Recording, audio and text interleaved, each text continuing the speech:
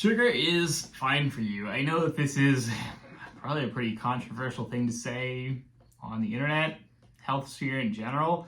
I think that in general there was probably a lot more fear mongering around sugar 10, 15, 20 years ago when I was starting out as a personal trainer.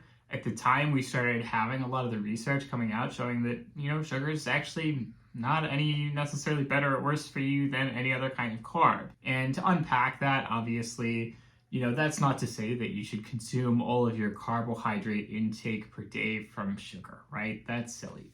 And most people are not sitting around eating sugar all day. Let's be very clear. Yes, we have a problem in the United States and developed Western societies where we tend to put a lot of unnecessary calories into things, right? And that's the bigger problem. The problem is not necessarily the sugar itself, it's the problem that we have all these unnecessarily hyper-palatable, super delicious, energy-dense foods that are sold to us pretty cheaply. And that can include sugar. Sugar is one thing that gets added a lot. You see, obviously, sodas, drinks, and so on get a lot of sugar added to them, candies, etc. But we also have things that have a ton of added fats. We have fried foods, we have fast food hamburgers, and so on. Those are all big culprits as well. It's not just the sugar. Very often, it's the combination of multiple factors. It's the fact that you have these hyper-palatable foods. They may be heavy in sugar, they may be heavy in delicious fats, they may be heavy in other things. Point is that, generally the common factor is that they taste really good and they have high calorie density, and that combination is pretty deadly, right? Sugar on its own, it's like, hey, I put sugar in my coffee every morning, right? Do I want to sit down and, scoop down spoonfuls of sugar raw in my mouth and eat that and be like, oh, it's so delicious? No, because most people don't like the taste of raw sugar on its own. They like sugar as a sweetener, which is paired with other flavors. It's that combination that is the problem. It's not sugar itself. So specifically, I would say that the real problem with sugar is that sugar makes it easier for us to tend to overeat calories. Again, that has to do with the fact that it tastes good. It enhances other flavors in your foods, makes those foods taste better, and then of course you want to eat more of them, and that could become a problem over time if that means you are chronically eating a lot more calories than you need to. Sugar on its own is not necessarily the worst thing in the world, and again, we have research now showing that. We have research saying, hey, sugar isn't necessarily bad for you. It's fine. It's basically just as bad as everything else. There are also, I would say, the possibility that specific people have specific issues. So you could have somebody who, say, has a bit of a sweet tooth. Yeah, in that case, maybe they probably shouldn't be eating too much sugar, right? You should probably get them into a position where they wean off of that reliance on sugar so that over time they can sort of reset their palate, learn to appreciate other foods, and so on. I have actually had that happen to me. So basically after my last weight cut, I had to get down pretty lean, and I got down to around 150 pounds when I normally sit at around 180, 190, even up to 200. And at the time, basically my calories had to go a little bit below 2,000 a day to start seeing the levels of leanness I was looking for. And at that point, I didn't necessarily have a ton of leftover free calories when you factored in the fact that I had to get in a certain amount of protein every day, and obviously just the amount of calories that came with that. I didn't have a ton of calories left over for sugar or for sweets or for snack foods or anything like that. And so when I was eating like that for an extended period of time, I basically entirely lost my sweet tooth. I don't know how else to describe it. I just don't really like sugar or candy that much anymore.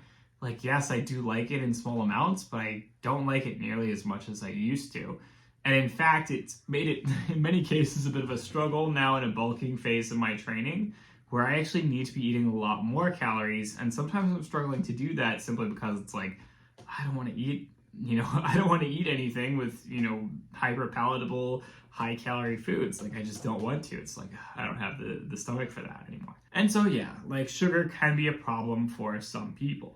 Sugar can also obviously be a problem if you have metabolic disorders, which would include things like diabetes, prediabetes, etc. In those cases, you have this compromised insulin sensitivity that causes problems with your digestion and basically your energy management and so on.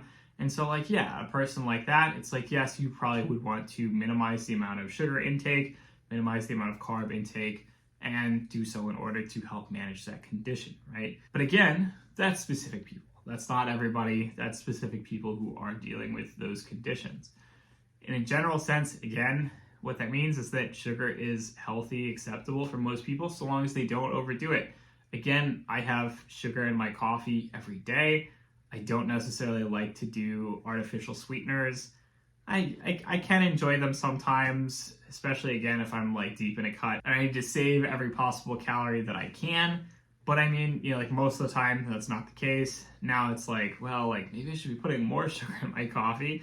And I definitely can't. Like I don't have the stomach for that. I do think that it is a lot more common that we actually see people talk about sort of like the nuances of these issues nowadays, and they don't just do these simplistic, easy, like, it's just one thing, right? And that's the problem. Like, it's never just one thing. If you act like it's, like there's just one problem that you have, and that's why you're unhealthy, and that's why, things aren't working out for you, that's why your physique isn't improving, whatever, like that's not the case. It's never just one thing. It's usually a system. It's usually a series of things. It's usually a much larger holistic picture compared to just saying like, hey, sugar is the devil, sugar is evil, sugar is making you unhealthy, sugar is making you gain weight, etc. Potentially, yes, but it's a contributing factor in a much larger holistic picture of what's actually going on in your life, what's actually going on with your body. I don't know if the needle has really swung far enough in the other direction since, again, about 10, 15 years ago when I was really seeing a lot more of this content. I think we've started to see more good scientific content which points out the research and points out that, again, we don't really have any evidence that sugar is driving a ton of added weight gain for people. My understanding also is that sugar intake is basically started dropping in the US and in many places in the world, and that hasn't necessarily correlated with, everybody suddenly becoming lean and jacked and skinny or whatever, right? The problem, again, is excess calories overall. The problem is not necessarily sugar on its own. I love telling a really incredible story, which is a little bit out there, but it turns out that it's 100% true if you want to look this up on Wikipedia or elsewhere on the internet. So essentially, there was a study that they performed in Sweden on basically giving people candy. Essentially, at the time, what had happened was you have Nordic countries go through industrial revolution, people start to have pocket money, people start to be able to buy things and so on. And there's also this sort of, common sort of cultural thing in the Nordics where they just really love candy. I don't know what that is. It is what it is, sure. And so they had this growing problem at the time where basically like kids were just eating a crap ton of candy, like every single day, buying a ton of candy, eating a ton of candy, etc. And so they were concerned that, hey, maybe this is having some kind of negative effect on the kids. And so they decided to set out to do a scientific experiment to see if candy was bad for you. This is the earlier 1900s. I have really bad news for you about how they decided to go out performing this study. Extremely unethical. Essentially what they decided to do was go to a local insane asylum and force feed everybody there candy to see what happened. And essentially what happened was all of the patients had their teeth rot out of their head, but that was about it. That is true, right? Like the one obvious drawback that we have for high sugar consumption is that sugar is not good for your teeth. If you're not doing a good job taking care of your teeth, certainly that can cause some dental issues. Again, I don't know if we have any data about these experiments or anything they did.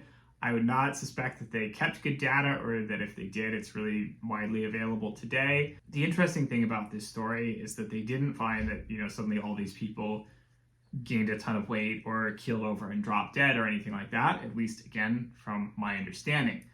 Maybe slightly wrong there. But basically, this was then the idea they began this massive government campaign where they said, okay, we've got to cut back on candy consumption. We've got to find a way to convince people to eat less candy throughout the week.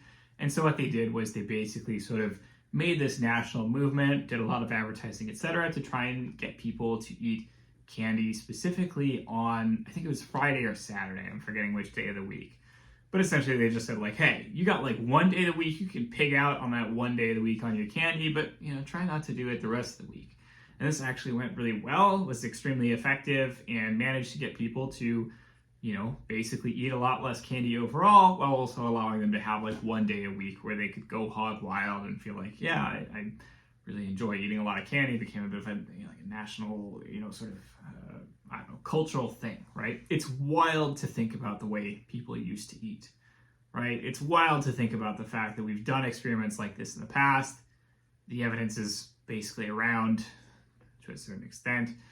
And, we don't necessarily learn from that. And then, like every 20 years, we have some new craze where it's like, okay, like this one thing is the thing. This one thing is causing all of your problems, etc.